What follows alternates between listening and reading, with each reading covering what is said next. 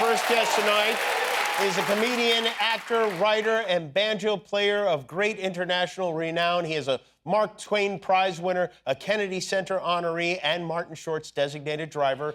His new Bluegrass single with Alison Brown is called 5 Days Out, 2 Days Back, and he has a new book. It's called Steve Martin Writes the Written Word. Please welcome Steve Martin.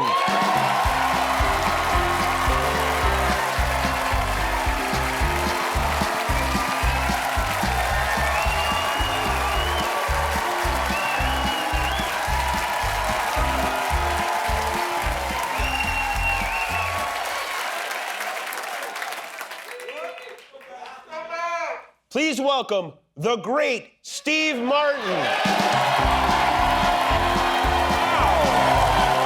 a nice compliment.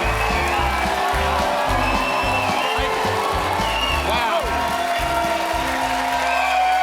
It's very good to see you. Thank you very much. What a nice compliment that was. Well, you know what? You deserve, if anyone deserves it, it is you. Yeah. Wow. Just I'm honored came to off be- the top of my head. Yeah, you know? I'm honored to be here. When my agent called me and said they want to put you on Jimmy Kimmel's show, I said, wow, I'm way too high to deal with this right now. But we got you here either way. Yep. And this is your first time here without Martin Short. That's true. He wanted to be here, but he also wanted the money he got to self-deport. Oh. Oh, is he gone? I did not know Gone. that. Wow. He's actually in Canada, but now I know what a mom feels like when they drop a 6-year-old off at daycare. That empty, void feeling. Yeah. Where'd the noise go? I hope you don't mind me mentioning this, but I find it hard to believe that you are turning 80 this year. Turning 80 this 80. year. But 80 is fine. The hard year for me was when I turned 77. Oh, why? Because I'm a little dyslexic. I So, see. Yeah. I didn't know if I was 77 or 77. I see. Yeah. That can be confusing. How do you feel about getting older? I feel very comfortable with it. Good. First of all, is to be honest with yourself and know what's happening, and I decided to embrace it. For example, I know that one day my hair will turn gray. And when it does, I'm going to go with it. You know, it's a great way to look. It's a very positive way to look at it. Do you have things planned? Do you have things you want to accomplish after? I have a mantra. Martin Amis, was a great writer, and he had a comment in one of his autobiographies, and he was talking about aging. He said, "Find a mirror you trust."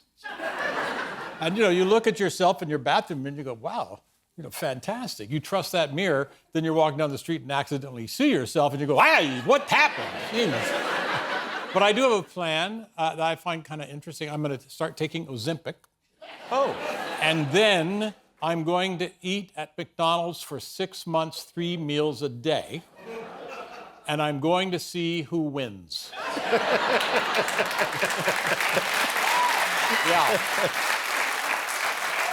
Do you worry, and this is certainly not the case, but I'm not noticing this, but do you worry that you might lose your edge, you won't be as sharp as you used to be? You have to think about it. Yeah. And here's how I measure myself, by checking my vocabulary.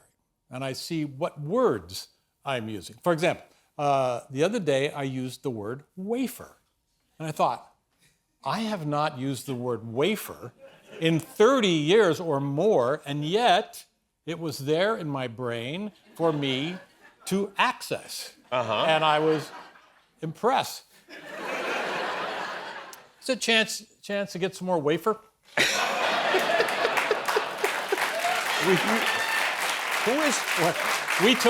We took bets whether that joke would work. And I won. I bet against it. You did? Yeah, I did. You and Ozempic are the big winners. Who is more conscious about aging, you or Marty? Well, You know, we're both in our 70s, and we, of course, you have to think about it. But Marty has an interesting philosophy. He really did tell me this. He said, whenever I think that a young woman is flirting with me, I realize that would be the same thing as if I started flirting with someone born in 1911. That's a healthy way of looking at it, Yeah. But you're still writing. I mean, even just the stuff you do online, I think is creative and hilarious. You're playing music, you're writing music, you're writing songs. That's why I'm on the show, I guess. All of these things. Yeah. This is, and I really love your writing, starting with Thank you. Cruel Shoes, which I read when I was like 12 or Yeah, 13 years old. And 12 is a very good age to read that book. yeah, well, You want to my read parents after- loved it too, and they were not 12. Oh, but gather from that what you will. But this is a collection of essays and 2 of your novellas. What makes it a novella? Well, I should say that there's some new material, but mostly it's a compendium of material I've written before for the New Yorker, and there are 2 novellas in there, Shopgirl and Pleasure of My Company. And so you asked the difference of novella? Yeah, novella. Why is it a novella and not a Because, novel? I'll tell you why. Because you start writing a novel, and you just sort of run out of gas. And then you send it to the publisher and add a L.A. at the end of novel, and you go, wow, novella, that's very special. You've hidden Shopgirl within the pages of this book. Is that because they banned it from Florida public schools? They banned my They did, novella, that's true. That is true. Shopgirl in Florida. And I'll tell you one thing, nothing sells books like having it banned. Is that true? Yeah. Oh, yeah, because so many famous, great books have been banned. For example, did you know that the book Big Butts was banned? It wasn't really? It was banned. That was banned? Now it's back. That's outrageous. Sorry. This is, you're shooting, what, season 5 of Only Murders in the Building right now? Season 5. We finished season 5. And of course, every year, you and think, Marty. Yeah, we think that if the show continues on, for like 3 more years or so, that eventually Marty and I are going to be the victims. We're going to have to be murdered, and the killer will be time. Well, you've spoiled it now. Yeah. You and Marty every year get nominated for an Emmy in the same category, and it would be nice if one of you guys won There was a this. review in Variety, not a review, a mention, that said the only way Steve Martin doesn't get an Emmy this year is if the voters watch the show. What else is going on?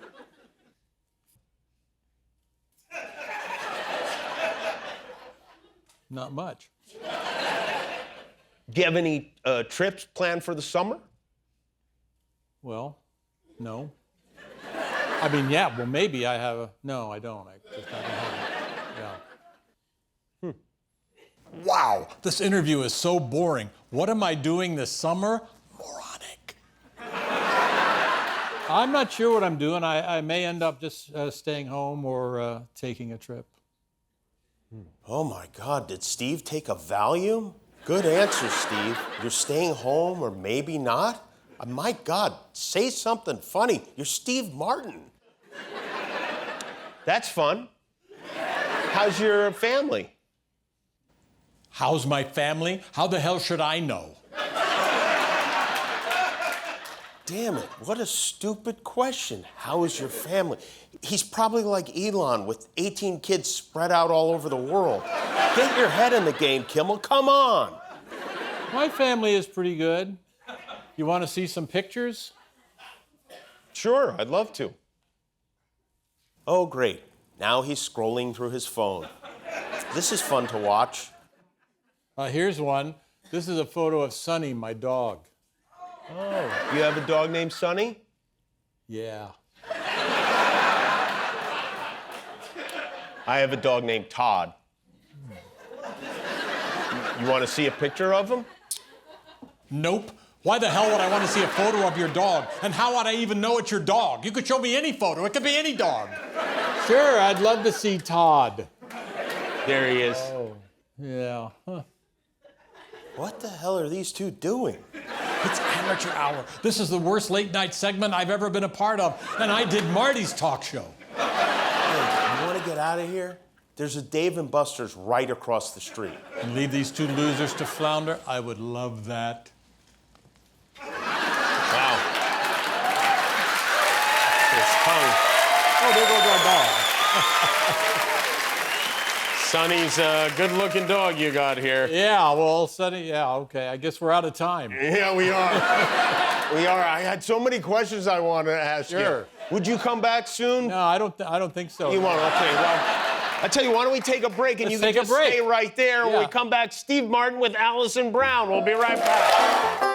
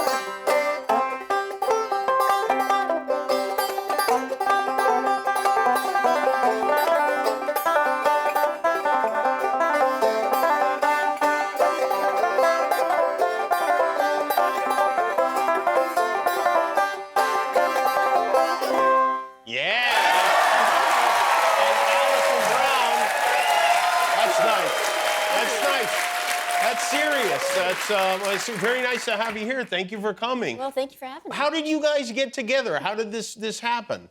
Well, we met on a rough and tumble Caribbean island. Yeah, well, yeah. Our families would vacation at the same time. Oh. And Alison's one of the noted great banjo players of the world, and so we'd get together and force people to listen. Alison, when did you start playing banjo? I started playing banjo when I was about 10 years old, growing up in La Jolla, just a stone's throw from here. That's the playing in San banjo Diego. capital of the world. Well, it's surprising because actually there is a lot of bluegrass music in Southern California. What attracted you to the banjo?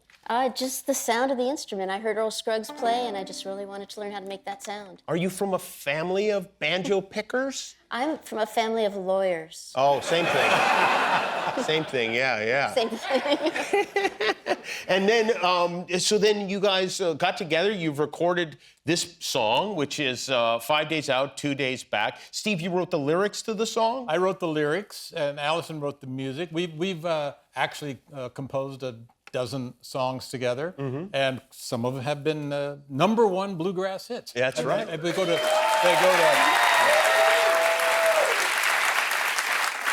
on the bluegrass charts, they went to #1, and on the pop charts, they went to number 10,247.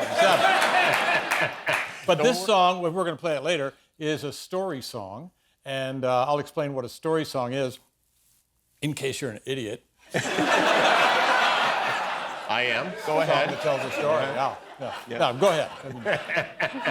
Alison is more interesting right now. Alison, Yes. would you play professionally when you were a kid? Is this something that you immediately started doing for work?